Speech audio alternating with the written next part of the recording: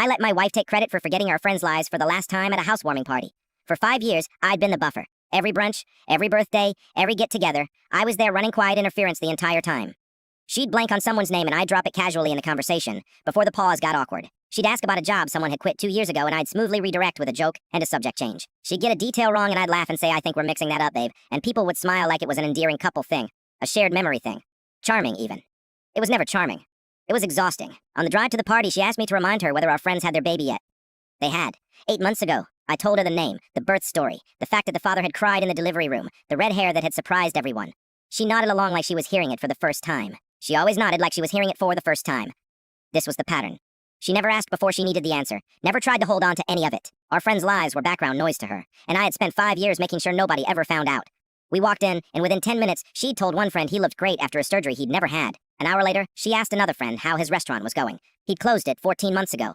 It had been his dream for over a decade. We'd sat at his kitchen table the night it fell apart while his wife cried, and my wife held her hand and said, "You're going to come out the other side of this stronger. I really believe that." His face flickered when she asked. Not dramatically, he was too gracious for that. Just a small dimming behind the eyes. I was standing close enough to hear every word. I stayed where I was. I did not save her. Later, she told a story about another couple's wedding and got the season, the venue, and the details wrong in ways that made the bride's expression shift from polite to puzzled to something quieter and more personal. The look of someone realizing they matter less to another person than they thought they did. I refilled my drink. I talked to other people. I had, for the first time in 5 years, a genuinely good time. The kind you can have when you stop spending every moment braced for the next mistake you'll have to catch. In the car home, she was cheerful, scrolling through photos on her phone. That was so fun. We never see them enough. I kept my eyes on the road for a while. You asked about the restaurant. She paused. He didn't mind. He did mind. You could see it if you were paying attention. I stopped at a red light. His wife cried when it closed. You held her hand. You told her they'd come out the other side stronger. That was 14 months ago, and tonight you asked about it like it was still open and thriving in front of both of them at their party. I can't remember every conversation. It wasn't just a conversation. It was something he'd worked toward his whole life. The light turned green, and I didn't fix it. For the first time in 5 years, I just let it happen. The silence in the car changed then. You did that on purpose? I stopped doing something on purpose. There's a difference. She went to bed early when we got home. I sat at the kitchen table and stared at nothing for a while. My phone buzzed after 11. A text from the host. "Hey, is everything okay with her?" She seemed a little off tonight. I hope we didn't do something wrong. The host, worried she had done something wrong. I told her the truth.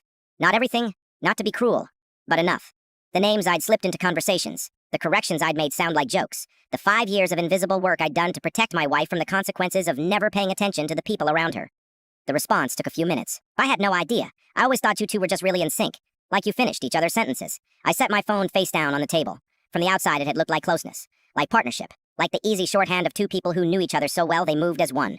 It was just me. Doing all of it. Quietly, invisibly, for 5 years. In the night I finally stopped, it only took one party for everyone to see exactly what had been holding things together all along.